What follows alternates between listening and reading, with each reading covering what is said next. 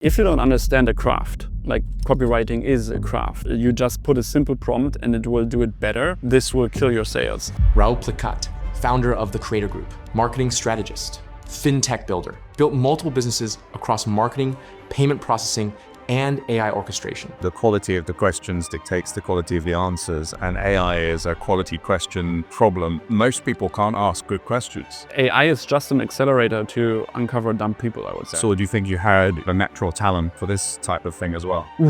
Talent, I definitely have a talent for pattern recognition that counts into that. But on the other hand, like I'm a natural curious person. The high ticket stuff that was selling 2 years ago isn't selling anymore. And a lot of people are kind of blaming AI. Are you seeing that with your clients as well? And is it just you have to keep changing, you have to keep evolving? Let me tell you one thing, like the first thing.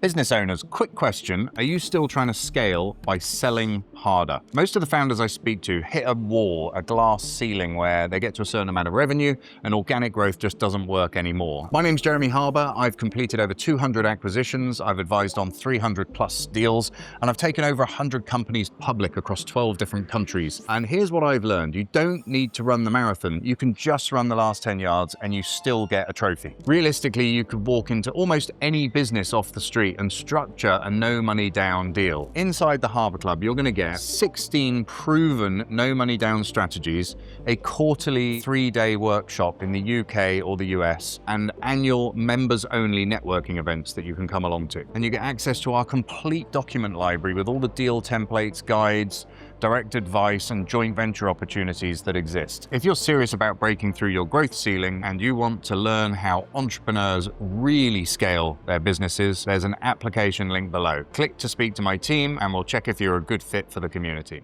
So hi, welcome to the Deal Junky podcast. Today we've got Raoul Plickat with us, who has built incredible businesses, including the Creator Group, which has a number of subsidiaries. You've got a fintech business in there, a payment processing business, and a marketing business. And as most people know, my solution to everything is buy a company. You know, I always say the only way I know to double a business in a month is to acquire one of your competitors. So I'm always fascinated to speak to people who've done it in a different way. And I mean, you've had some huge success with marketing funnels, selling tickets, all of this kind of stuff. So I'd love to kind of dive into that kind of, I guess, traditional way of growing a business, but so many people don't get it right. So, I mean, what is your background? How did you get into this in the beginning? I started actually was clothing online, like fitness clothing. Right. Okay. Gymshark style. Exactly. Yeah. Okay. You're at your own brand or Yeah, marketing other people? Oh, my own brand actually. Yeah. And actually, that's how I started. During the same time, Gymshark, we had also the same producer. And during that time, I started to learn everything about conversion optimization, like driving traffic, SEO-wise, and so on. And very soon afterwards, I figured out like that's quite interesting. I didn't want to do it. I read a book. That was called The 4-Hour Work Week by Tuya Ferris. And in the beginning, I read like you can outsource everything, right? So I outsourced it to a marketing agency because I didn't want to do anything with marketing. And at that time, they had no idea actually about driving traffic, bringing conversions, gave completely crap advice. yeah. And I got frustrated because I burned hard-earned money, was 18 years old. And so I was like, hey, I learned this now myself. Yeah. And I did it and I became obsessed with it because I figured out like marketing itself is like such a powerful skill set in the end. It became like kind of like my obsession basically. Afterwards, I learned literally everything about marketing, advertising, psychology, everything. I'm still learning, by the way. So like never stops, but it became my obsession, and afterwards, I think if you're really good on one thing, like people start to notice, and that happened to me. And was it really just that doubling down on one topic for a really long time, you think, that gives you that competitive advantage over everybody else? Or do you think you found out you had a natural talent for this type of thing as well? I definitely have a talent for pattern recognition that counts into that. Yeah. But on the other hand, I'm a natural curious person, and I think one of the reasons why the things that I made happen in the past and also now in the future is because I can also seemingly disconnected fields, I can connect them and bring them in. Right. So a bit of both, basically, nature and nurture. You kind of double down on something, and there's a certain aptitude that helps you. I think like with everything in life, you need like to figure out what is your reward loop. Like basically what gives you kind of like you can only become really, really good at one thing. Like even I mean, like there's the valley of despair. Like you think you mastered it. Yeah. And then you realize you're at the beginning. Exactly. Yeah. And then like to sustain that, you have to figure out what drives you, what takes it. Yeah.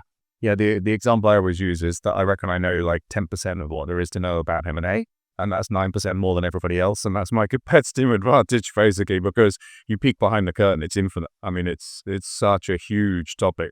So all you can really do is master your little domain and excel in that little domain. But yeah, there's so much more to everything. It's and yeah, I've seen a lot of people fail because they think they've mastered 90% of it, but actually they've mastered like 1 or 2% of it. So yeah, it's interesting you mentioned the 4-hour work week, because I also read this at but I'm trying to think when it was, probably like the 1990s. It was I can't remember where the book came out, but maybe not that long ago. No, the book came out, I think, in 2006 or 7. Okay, interesting. Yeah, so that was around about when I exited my first company. So, and I remember. So I think everyone I speak to about that book took something different away from it. Like they read it and understood it in a completely different way. And the thing that I took from it was like having a lifestyle-led business, as opposed to, so putting kind of lifestyle first and then building everything else around it. And so that would probably explain why I moved to Mallorca in 2007 or 8 or whenever it was. So it was probably straight after that book. So but I definitely took that. Okay, design the lifestyle, then design the business around the lifestyle. And so definitely, buying and selling companies is less operational. It's shareholders instead of staff and customers, and so it's a little bit less daily involvement. But I've always been fascinated by. I mean, you've obviously created these. This transferable skill. So through the gymwear business, you figured out how to get customers. And then, of course, getting customers is the most transferable skill in all business, I think, because what is a company without customers? And so you now have an agency that does this on behalf of other people, but you also have your own businesses. So what does your ecosystem look like now, and how does that all kind of join together? Yeah, I started with marketing. I still do marketing. So I started to focus on personal brands, because you can, if you have marketing, like obviously you can market a lot of stuff, like you're looking always for the, you can do everything or you can focus basically. Yeah. I focus on personal brands because in the end, like there was and is like the biggest upside in the end. Like you can have crazy profit margins, like only pharma industry is more profitable than the illegal pharma or the real one? I'm talking about the real ones. So, so that was the obvious path. And then out of that, again, I figured out I'm starting a lot of things because of frustration.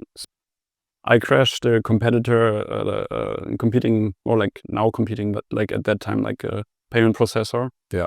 3 times in the last quarter of 2016 because we sent too much traffic on that. Right. So I got frustrated. I was like, okay, I built my own solution, and that became CopeCart. What's the challenge with those payment processing things? Is that when you're doing a live event and a lot of people simultaneously want to buy something, or where's the break point? Yeah, everyone dreams of breaking a payment processor for sending too much traffic to it. Yeah, that's one of those nice problem to have things. It's actually not so nice if you have it. Yeah, of course. But yeah, 10 years ago, it was a little bit different. And in that case, it was like, the architecture of them was not built so great, obviously, and they also couldn't display a lot of KPIs that I required, because I'm very KPI driven. Combining kind of like I can be like very creative, but I can also and I want also naturally to understand the data behind it. So they didn't had that capability, so I got frustrated. I built it myself. I looked at my project. I was like, okay, if I build it for myself, I will save X, Y, and Z amount of money, still make a little bit of profit. And if it can work for others, then I will make it available for others as well. but it was first and primarily for myself. Yeah. And the problem it was solving was this capacity issue, multiple simultaneous transactions. This obviously, and then the KPIs is customer segmenting. So like these things, and on the other hand, like revenue maximization. Like all these things. So revenue maximization would be like integrating with upsells and things like this into... Upsells, of course, you want to increase your customer lifetime value, obviously, over time, but that requires also customer segmenting. So if you can segment your customers into VIP, into active, into lapsed customers, into non-active, into different segments. If you can't segment them, like you This sounds almost like CRM meets processing. So it's not like a PayPal Stripe replacement. No. We use PayPal, we use Stripe, we use credit cards, all kind of checkout and whatever, American Express, Apple Pay, Android Pay, Microsoft Pay, whoever uses it, crypto, goats, whatever. So it integrates everything and also CRM function. Yeah. Right. Okay. So it's is it more like an enterprise management system or an ERP or Yeah, it's kind of like, because you described it as a payment processor. But say it's for enterprises because it's more on the digital info marketing space focus. Okay. So the same client as you do the marketing for, you do payment processing and CRM for, and these are typically content creators, agencies as well, consulting companies as well. I mean, like this industry started basically as personal brands, and then like eventually it evolved also. Now you have like consulting companies coming out of that who are just focused on this. And it's like a couple $1 billion industry every year. Like I mean, like it's just in that payment processing. I mean, like the whole info marketing consulting space is almost $500 billion. Yeah, I mean the creator economy just tipped $1 trillion, didn't it, in total? Because they include a lot of celebrities in that, and how fragile and how is this space. So. Yeah, and it's on either one. And so your typical client then is somebody who has a like coaching program, online, school or whatever, and you're getting them clients, selling tickets to events, helping them manage that customer life journey, a virtual life journey. Yeah. So effectively providing what you'd hope to have bought yourself when you're 18, but just wasn't out there. So you kind of solved your own problem first, and then solved it for other people for a second. And that agency now, you operate in Germany and Dubai? No. It's here in Dubai. I had an agency in Germany. I sold it. I moved to Dubai. But you operate globally, or wherever your clients are? We are mostly focused on English-speaking countries now. Okay. So like US, UK, Canada, Australia. Yeah. But also like we have clients from Brazil and like, I mean, like the world is huge, and people here in Dubai as well. I mean, like everything goes global now. So yeah. Now, I mean, the obvious markets that would jump to my mind would be like Liechtenstein, Switzerland, Germany, Austria. You don't touch that space, or is that they don't spend as much, or the creator economies are as big? Or? No, it's huge there as well. Of course, we also have clients there, but because that will be unique, because most of the agencies are American or British, I would imagine. No, I mean, like, of course we have clients there.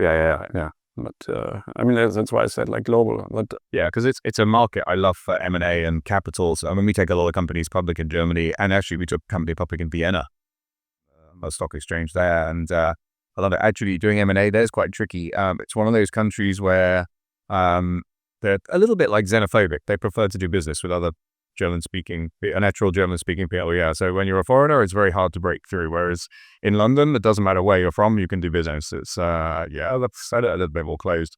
When you look at like the generation like 35 upwards to 50, like I mean, like handshake is still a thing, like in the SMB sector at least. And in middle market, as you probably perfect.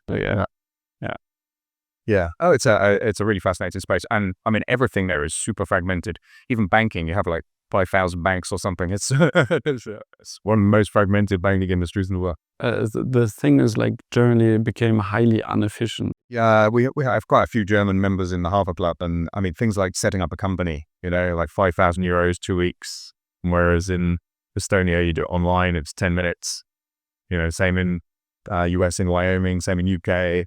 So they're behind all those things. And I know when we've done M&A in Germany, there's this whole notary thing, which is just weird for us as Anglo-Saxons, because the notary has to read everything to you. It takes hours, and it's in German, and you have to pretend you understood it. Otherwise, he's not allowed to let you sign it. So, yeah, it seems like very archaic, but still, you have an amazing economy. I mean, actually, everyone always says there's this huge exposure to the car industry, and the car industry's screwed, and therefore Germany's screwed. But still, the economy seems to survive and seems to keep going. It's let's see. Let's see how this will turn out in the next couple of years. Because one thing that China never got was actually the branding aspect and the luxury markets or higher priced things. And now we see with BYD, they make actually beautiful cars. Yeah. And but everyone just goes Chinese crap, and but they are like spaceships inside. Yeah, they're true. And I think people always underestimate the progress of exponential growth, and China has a massive advantage with energy.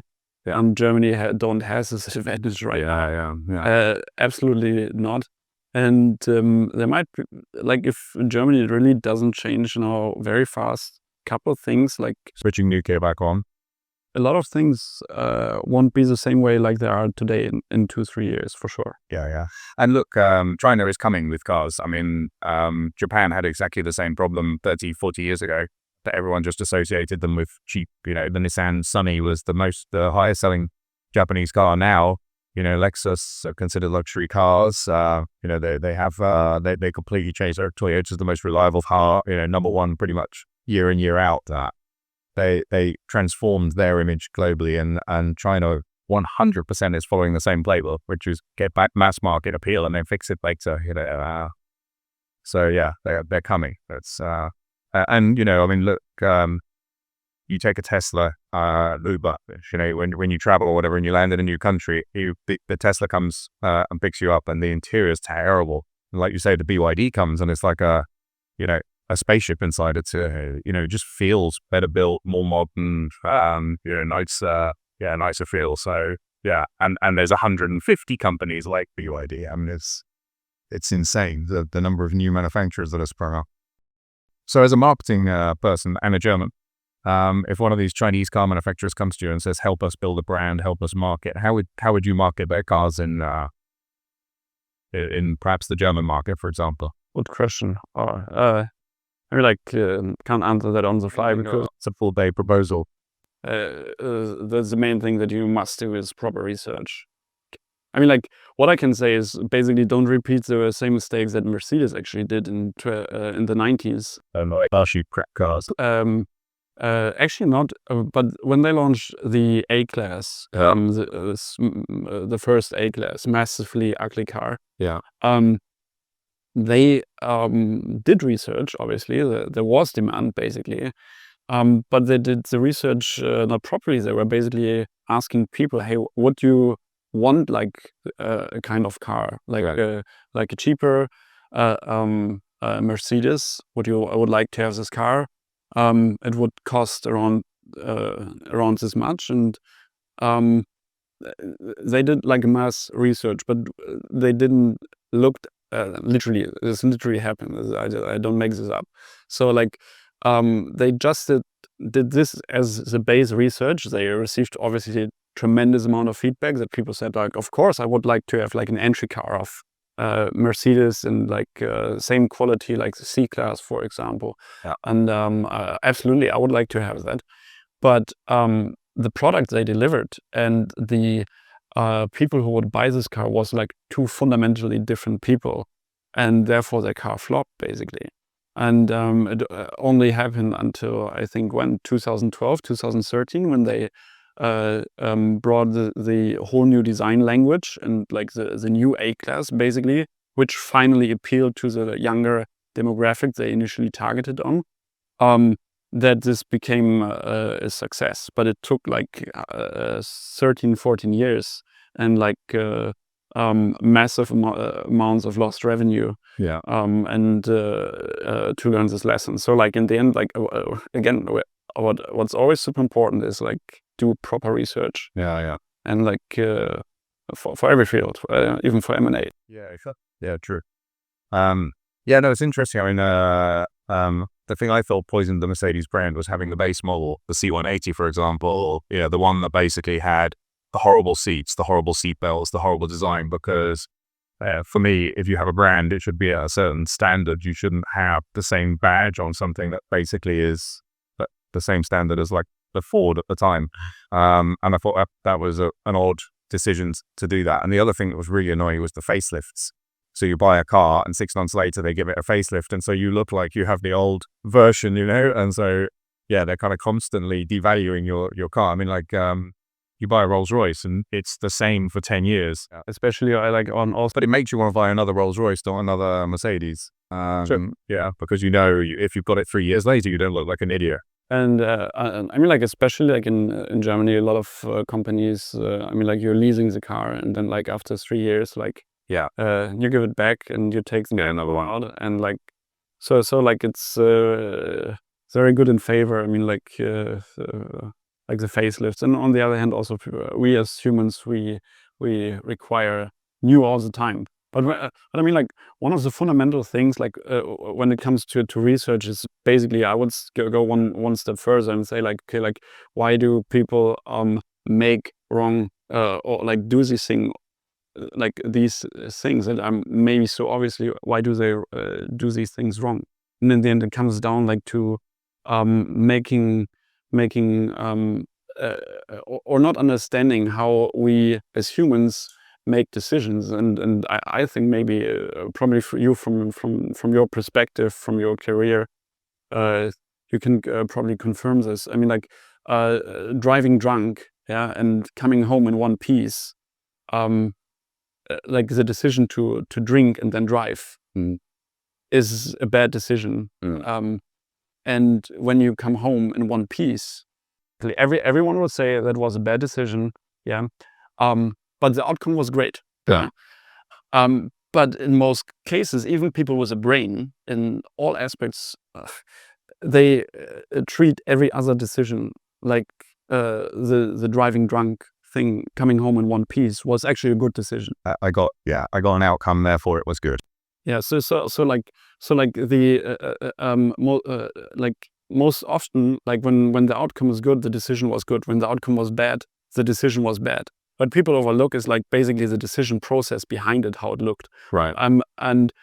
And this is, I think, like one of the most important things. I mean, like for marketing, but I mean, I do also more things of marketing. But when I look around, like this is always like the case that more often than not, instead of like adjusting our belief to what is true in this world, we adjust our interpretations about the things so they fit our beliefs. Actually, instead of changing our beliefs, we change our interpretations, and this is like I think like a fundamental deal breaker for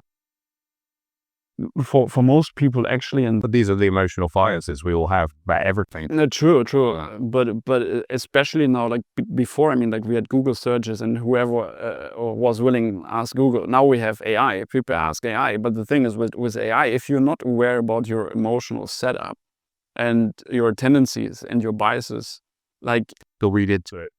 You will lean into it, and AI doesn't align or like AI is not or at least how it's now, it's not a bad player. Like AI aligns to us automatically in these LLMs because like this is how they're built with, and people don't get delusional about a lot of stuff. So, well, everything in life, the quality of the questions dictates the quality of the answers, and AI is a quality question problem, and most people can't ask good questions. Yeah. So they want an answer, but they're asking in the wrong way and not articulating, and so they get crappy information back, and then they take it as fact. Whereas AI does have a habit of making stuff up and being very convincing about what it's made up. So it will say, no, this is this because of X, Y, and Z, and you go, oh, okay. But actually, it's nonsense. I mean, and this is. People are then screenshotting nonsense and sending it to you to say, see? And it's like you ask the same question in a different way and send them the opposite answer back. It's will not solve, or at least like in the current stage, AI doesn't solve problems. Like it just transfer it to another thing. Give a bad employee AI, like he just transfers the problem to another stage. garbage in, garbage out. Oh, so yeah. Garbage in, garbage out. And like in the last couple of months, I saw like so many, or like a lot of people actually like just transferring one problem to another stage. Yeah. And well, also a lot of the AI productivity tools are really just like task managers, but you have a robot giving you your tasks every day. So you kind of you plug in all the things you need to do it. It just says do this, now do this, now do this. It's like, fuck, I'm now working for a robot. I know what I need to do. I can make a list myself. It's not like some groundbreaking, super inventive thing, but it creates so much content so quickly that you think it's really clever. But actually, it's really just helping you break tasks down into chunks and then getting you to do it, which I would say it depends on the setup. I mean, like again, like if like you can do a lot of great things, and you can also amplify a lot of cool stuff with AI, with actually great results in terms of output, in terms of revenue and profit. Yeah. But like the companies and the people who do that are so marginal small that it doesn't increase for most people productivity, because in the end, like the people who are using it, AI is just an accelerator to uncover dumb people, I would say. Very bluntly, actually, because like otherwise, like it's very hard to communicate, but like it just amplifies whatever you put it in. And most of the time it's just garbage. So you just get a lot of garbage. Quick break to tell you about my free 21-day email course on acquisition entrepreneurship. If you've ever wondered how people buy businesses without massive amounts of capital, this might be just the thing you've been looking for. Amongst other things, you're going to learn how to find 6- and 7-figure off-market opportunities, how to build rapport with motivated sellers, how to put together no money down deal structures, how to use insolvency law and do distressed acquisitions, how to do financial engineering, cash flow strategies, and handling inquiries that turn leads into closed deals. Most importantly, how you manage risk and protect yourself in these situations. I've completed over 200 acquisitions personally using these exact methods that I'm now sharing with you. It's completely free, and the link's below. You'll get 1 lesson per day for 21 days. If you're serious about learning M&A, start there. I mean, this is going to be the problem. I mean, I was pitched today an AI music generator that works with successful artists. And, there's an example of this already that they reckon will produce 2.7 billion new music tracks this year. And you just think, okay, and this is already having the video content as well. So video content is now just being saturated with crap. The music industry is going to be saturated with crap. The whole content world, robots are going to produce more stuff than we can ever possibly consume. What does that do to the creator economy to make you stand out? Do we go old school, make everything face to face again? Or, I mean, you're in this space dealing with these people. What are you doing with AI? What are you telling them to do with AI? How do you break through noise when there's potentially a tidal wave of this noise coming? I mean, like marketing is in the end like finding arbitrage. Like you have to find something that's new, that's unique, and then rip the hell out of it, because like the moment you discover it and you start doing it, like other people will copy you, and then like over time you get diminishing returns. So like you have to be focused, obviously, and you have to be massively creative in the end. Like this doesn't go out of style, So like in the end, like you can do garbage with AI, or you can do like super cool creative stuff with AI. In the end, like you still have to put in the damn work. Otherwise, it won't work. It won't work. It's not a magic pill. But when you have something that works, there's then an infinite number of copies of it. Do you not think there's good? Yeah, but do you think there's just going to be this kind of mass saturation at the point where people will kind of get turned off? Of course. Of course. If there's an opportunity, it gets arbitrated. And up until the point where it's like the yields are not high enough anymore. And usually, like if you're kind of like a good creator, usually like you figure this out early, like you spot trends early, or you are even able to kind of create your own trend. You can set your own trend. And move with that through life. But I mean, like the same thing we see like with Shopify, for example. I mean, like 10 years, 14 years ago when I started, Shopify wasn't what it was today. Then like in 2016, 17, 18, 19, so Shopify became, or basically increased their time to value for like, for the average Joe. So it wasn't hard anymore to set up your own store. You could run it basically within a day. Then you had China. You can put in your shops. Then COVID came. Everyone turned online. So it massively accelerated. But like if you start today a shop, you have so much competition. Like 10 years ago, that competition wasn't there. So you used to be one of 5 bike shops. Now you're one of 1,000 bike shops, or whatever you choose. Exactly. So would Gymshark, if Gymshark started in 2022, would Ben like be or like be as successful as he was there? Probably not, because it's way harder. But it's mainly because everybody's copying Gymshark. It's there's many different reasons possibly, but you're right. There's a timing is so critical in all of these things. Exactly.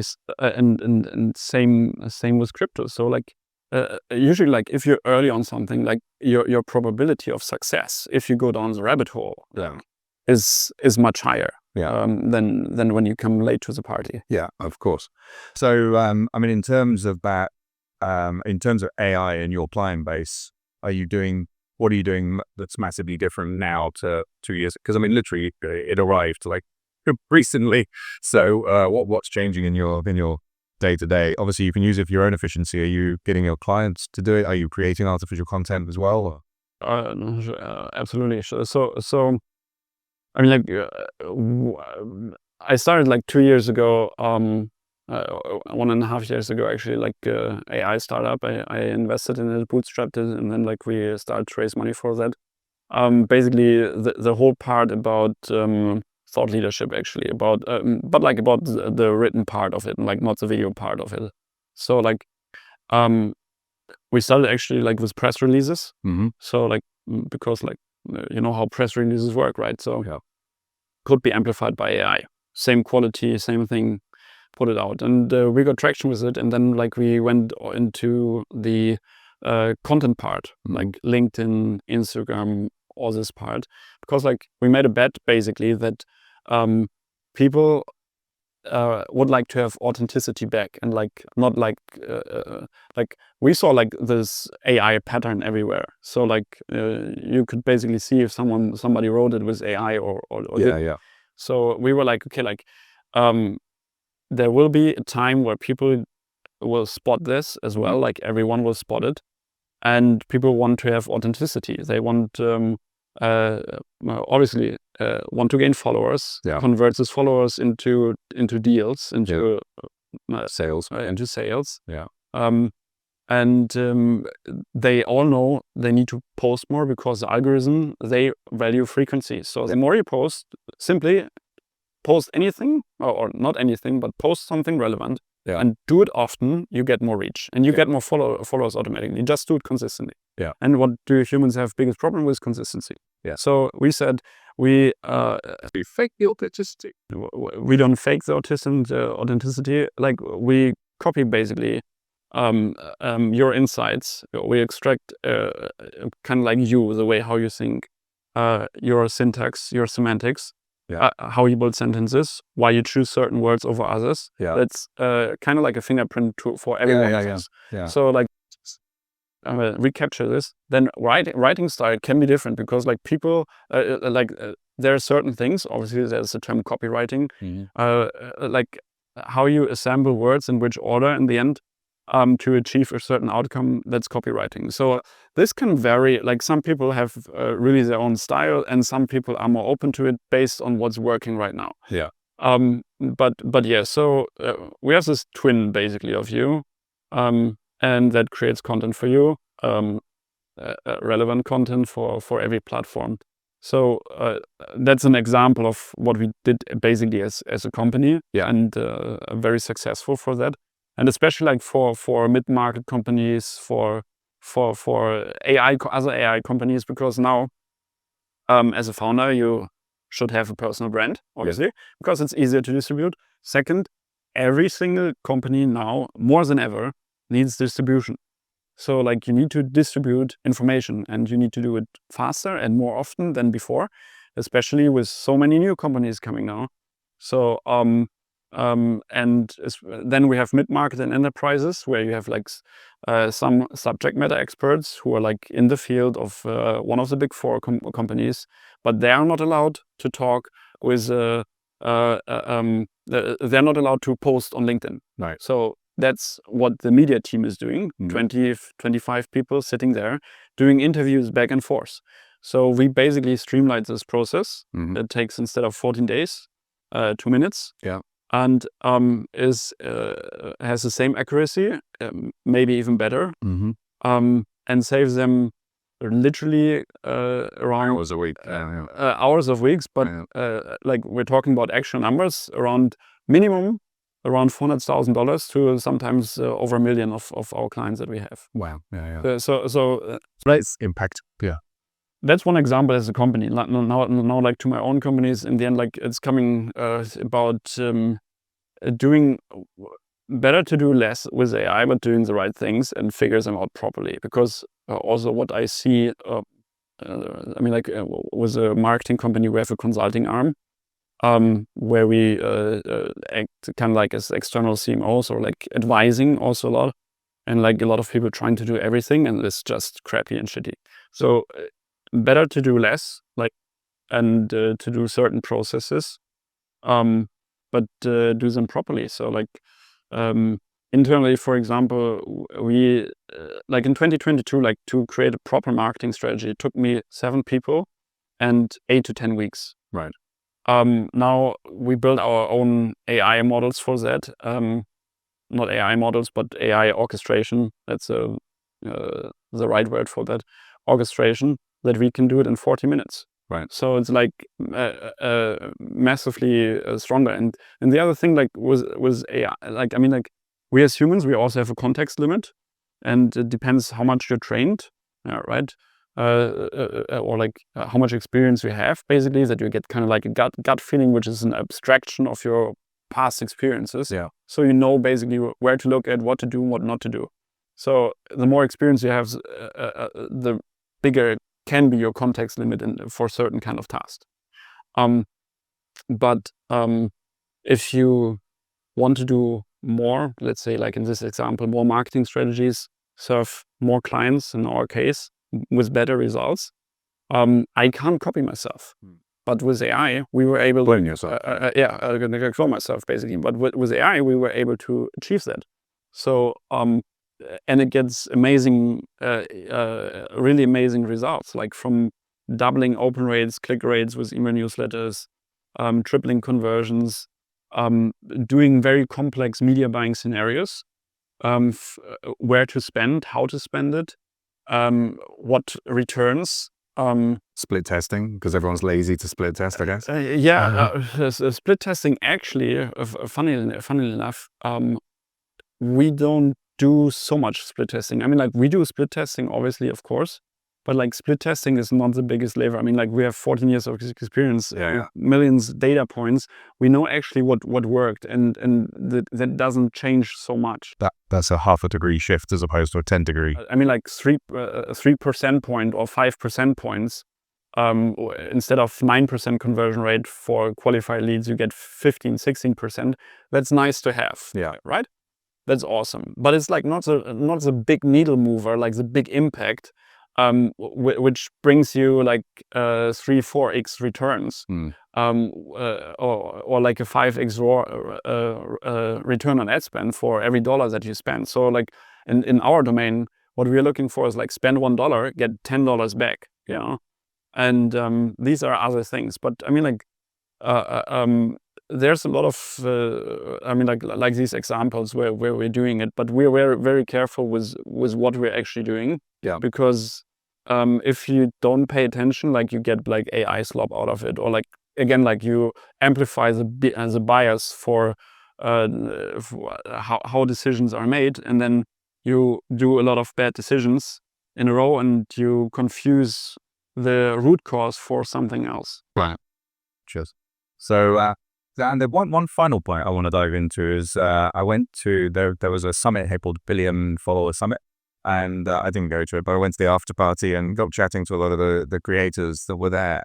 And one of the themes I bumped into quite a lot was how just in the last 12 months, the industry's really changed in terms of cost per click, sales per lead, the pricing points, the high ticket stuff that was selling 2 years ago isn't selling anymore. And a lot of people are kind of blaming AI as being, people are using AI as the go-to resource to learn about stuff instead of the traditional, I guess, course kind of approach.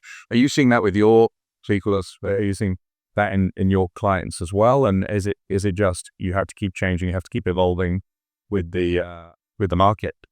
How's it been going? Let me tell you one thing, like the first thing actually that I see, or that is the main reason for that, because a lot of these people who are like in this, let's say $1 million per month or per year range, or like doing lower than that, they start like to use a lot of their copywriting and stuff with AI, and in a very sloppy way. Right. So like if you don't understand a craft, like copywriting is a craft, and it's customer psychology or buying psychology, a lot of psychology, behavior. If you don't understand it and you think like AI, you just put a simple prompt and it will do it better, and you don't see it, this will kill your sales. And I have like over the last 12 months, I can give you 10 examples of new clients that we got. They had like sales declining. They came to us and they used this AI generated copy everywhere, and like to different degrees. Some was good, some was bad, some was very bad in their ads, in their videos, and so on.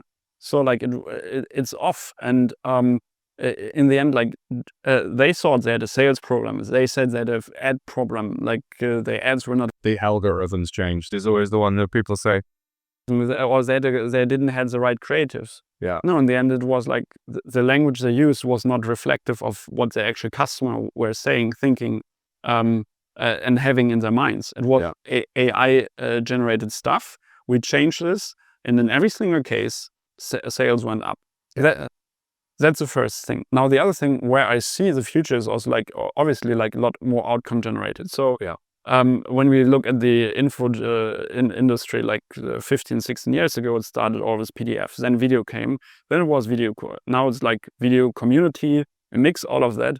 And I think the next layer will be basically the agent layer. If you are an expert and people buy your course, basically, because on the one hand, they buy from you, right?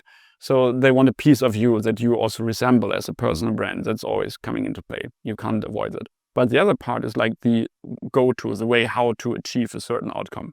So, and for that, usually you look a video, you get PDF files, you learn, and you adapt, and you do it yourself. Now with AI, or like you give it an employee.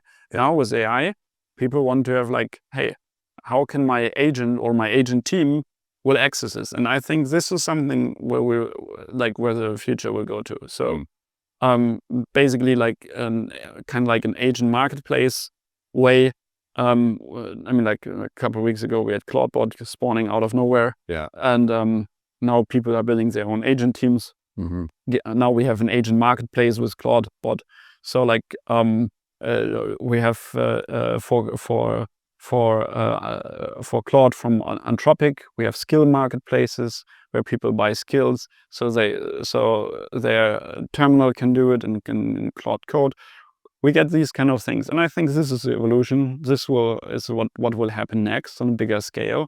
The next thing afterwards is like agent to agent, also agent to agent payments. I mean, like that your agent basically has autonomy about what to buy and how to implement it. Yeah. We see like the beginning stages now again with Cloudbot, a little bit more risky, unregulated, and has a lot of downside coming with it, but it's being executed already. And with the thing with AI, it's exponential growth. So like, don't mistake. The only thing I can always tell people, like, don't mistake like what we're used to, linear growth, with exponential growth. It will go like this. I've seen lots of AI applications for gambling as well. Like this, getting an AI agent to gamble on your behalf. I mean, it's just fucking insane. There's like finds exactly, all these prediction markets, and then you get the AI and. Because I mean, basically on a prediction market, you only need 51% success, and you're minting money, and so, and they put all the main AI agents up against each other, but it's kind of like, somebody wins the lottery and say, hey, how'd you pick your numbers? Like it's relevant. One thing I think will go really crazy is actually prediction market. Yeah, of course, yeah. I mean, they already are. I think it's only going to be bigger, because like so many people will be laid off because of AI, and like the more people figure out that basically like AI basically just unmask like your state of agency, and like ambitious companies are very fast and eager to figure this out. Yeah. So like if you have like no place anymore, like to unmask your agency, before you could hide in between company politics, and oversight, and when everything blew out, I think this will come to an end, because simply like so many stuff will literally replaced by AI. So what will happen to the people then there? Yeah. So like, and literally, like I'm like at least, and it skirts really cleverly around gambling legislation as well. I mean, here in GCC, people use like the FX trading or CFD trading, because it's basically gambling for a country where gambling is illegal. But I mean, the outcome's identical. 87% of people lose. So it's the outcome's identical. But I think the scary thing with these prediction markets is kids are playing it. So it's you've started to normalize gambling in places where gambling is illegal. Now you're starting to normalize kids gambling, which is a whole different kettle of fish. And also the Instagram Instagram used to be exaggerated lifestyle, like the best of what people are doing. Then it became a bit more fake with filters and stuff like that. Now it's like 50% fake, and maybe in some cases 100% fake. And so people are trying to live up to a fake lifestyle that's being pummeled on them, and they're looking for this shortcut to get from here to here. And this gambling is, you've got these influencers saying, I just won $1 million on this. And they're like, fuck, I want that too, it's sponsored account. Yeah, and they got to say, click here, set up an account, and use my link and get $50 free or whatever to get. And the $1 million you started, and the $1 million was a sandbox. From the company, like so. It's like, but it's a slippery slope, though, isn't it? I mean, like social media has really fucked up one generation, and now the next generation is going to be degenerate gamblers. When I observe like both or like the youngest generation, or how they're behaving was the older generation. I mean, like one thing what I find interesting, for example, like the older generation, when we look at like 40, 50, 35, 40, 50 plus, like even like in business context, these people, they care way more about like how they write it, how the voice is, and they still have like the fear of like being shown or as a personal brand, and how they are perceived. Whereas the younger generation, they have no problem with recording videos. Digitally native. And exactly, doing videos, but also they don't care basically how they're perceived. Like if there's something bad happening, tomorrow it's old news, it's forgotten. I don't care actually. So and it's the booming OV fans, and on the other, they and I think they're very strong like game theory. and things like that. So, or at least like the founders and young founders, and I mean like people who are like 8 years younger than me. Yeah. They are very, very strong, which I didn't experience in my generation. I was a heavy computer player, Yeah. but like I see this like more through like as a common denominator of this younger generation. Yeah. But they're very, very good in game theory and like in thinking and treating businesses in that way. Yeah. Which is a good skill. And they don't drag the burgers, and they don't drink, which is another good skill. So whereas the older generation are a bit drunk and don't get the game theory. Yeah. True. I mean, like, but they're doing other stuff. I mean, like, in the end, like, I think like we as a human species, like we always evolve, Yeah. I think it was never a point in time where like the older generation said like, oh, like the younger generation is better than us. It's only worse, Yeah, of course. Yeah. No, but like, you're destined to hate your kids' music. Yeah. But we're here. no, Right. like, and based on what our parents and grandparents did and so on, and like, Yeah. and yeah, so like, about that, I'm more optimistic. The question is really like, I think like the impact of AI, what it will have, like the negative impact, is still like a big question mark for the world in general, I would say. Like, Yeah, I think people are overcooking the mass redundancy thing. Of course, it's going to change the whole job market dramatically, but I mean, there's still a lot of things you'll do that can't quite be replaced by AI, and in even robotics for at least the next 30 years or so. I mean, Silicon Valley has a big problem. It's coding, it's all invisible economy. But I mean, if you actually spend time going around thinking like, here we are sitting here, everything that happens on this yacht can't be done by AI. So the service, the engines, the engineering, the refits, refurbishings, all of that kind of stuff. There's a whole marine economy that's going on around us here that's not affected in any way by AI. Over there's a hotel. Very little of that business is going to be affected. Robotics, sure, maybe, but I think we're 20, 30 years away from robotics getting rid of, cleaning ladies or those kind of things. So, as I look around me where we are now, you keep seeing things that, okay, that's really hard to do with AI. That's really hard to do. But when you're in a service economy, all you see is like disruption and chaos. But there's a lot of economy outside of that, I think that.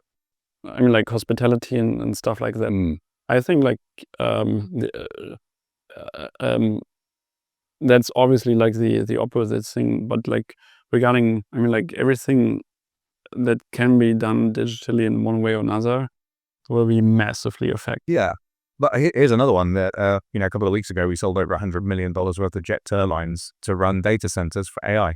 That. And that order would never have existed, and the demand for that is insane. And if you look at these are 36,000 horsepower engines. They're like $9 million a piece, and the technical gubbins, the number of engineers it keeps to make one of those things operate, and these are high value jobs. Really, really high. I mean, basically, it's the same as plain jet engine, but with a turbine attached to the end of it,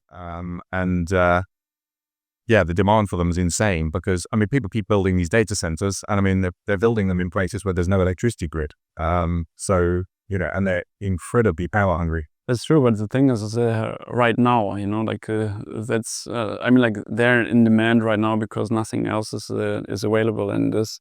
And on the other hand, like we also progress, obviously, like I'll ask ChatGPT how to solve the energy problem. There might be new technology coming out of that, which gets bursts out of that can be done with AI, with robotics. Yeah. A deflection off it else. But everything's an evolution, isn't it? So you always have something that you have to do now before the next thing comes along. And I mean, I love that old analogy. If you look at the top 100 jobs in 1915, 80% of them were related to horses. Yeah. So, all of those jobs disappeared, and now, you've got a whole bunch of things in that top 100 jobs that would just wouldn't make sense to somebody in 1915. Like, what the fuck's a social media manager? Like, hardly any of those things would make any sense. So, and we're just in for another 100 years of that, basically, which is the things that we think are jobs now aren't jobs in the future, but there's a whole bunch of things we can't even think of that are jobs. True. Yeah. Sure. So, But the question, I mean, like, I'm curious about your take. Like, I mean, like you said, like for the next 20, 30 years, I'm not sure if I'm that optimistic about that. the robotics side of jazz. Yeah, look, I think implementation of humanoid robots to do the really humanoid type jobs like engineering, cleaning, like all of these kind of things. There is still, here, for example, in the GCC, the cost of imported labor is extremely low. The cost of a robot is probably still quite high. And then the cost of servicing and maintaining that robot is also probably quite high. So you have to reach a tipping point where it becomes so mass market and so cheap and so available, it makes sense to replace people. And then you're still going to have, you'll have hotels that advertise only human staff. Ads, you'll have that, I think people are going to crave that human interaction. So it might be just luxury hotels where you have human staff, which means you get better quality jobs for humans. And so, and like when you go and stay at the $30 hotel in Dira, everything is run by robots. So, but yeah, I think that's going to be a huge transition thing. And of course, servicing and there are going to be aspects of human interaction, which again will be quite high value in working with those robots. So yeah, I'm not super doom and gloom on it. I mean, it'll be really interesting to see, because I mean, AI grew quicker than most people expected, and really, ChatGPT did come out of nowhere. I think everybody expected them to be 3 or 4 years later, and it just suddenly appeared. So I'm open to the idea that robotics might do something similar, that the Optimus robot will come out of Tesla and it will start cleaning your house and doing the shopping for you on day one. But I think it's going to be a price point around the same as a car. So I don't think it's going to have, there's going to be a while, I think, before it becomes a ubiquitous kind of tool. I mean, I was in Austin in Texas where they've got the Waymo, the driverless taxis. And Austin's also full of drug addicts and junkies and people, and they stand in front of these things. So I didn't do this, but if you were in one of these taxis and you're going somewhere, you've got this guy fucked out of his brain standing in front of the car because he knows it has to stop. So, and that's quite intimidating, I imagine, sitting in a car surrounded by junkies in the middle of the night, Welcome to the United States. Yeah, exactly. Yeah. But I mean, this is also a flaw in the kind of the whole self-driving thing is how well humans decide to interact with it in certain environments. I mean, here it'd be great. Singapore would be perfect. I mean, you need a nice compliant society to deploy those kind of tools. But I guess battle tested in California and Texas is probably the best way to do it. I listed, look, I could talk for another 2 hours, but we should get on with our lives, really. You've got marketing to do and I've got companies to buy. So what's the best way for people to follow you? Do you put out content yourself? Yeah. Instagram, YouTube is the best place to find you. Yeah. So what's the Instagram handle for people? It's just my name, Raoul Plickat. Perfect. Okay, wonderful. Okay, we'll stick a link down below. Where's the best contenders from you? Where do you? Probably, I don't know. I post everywhere good. Is it really either? Until now, yes. Yeah. Fantastic. Awesome. Well, do follow Raoul and do reach out with any other questions. But it's been a pleasure. Thank you very much. Thank you. Yeah, it's wonderful. Yeah.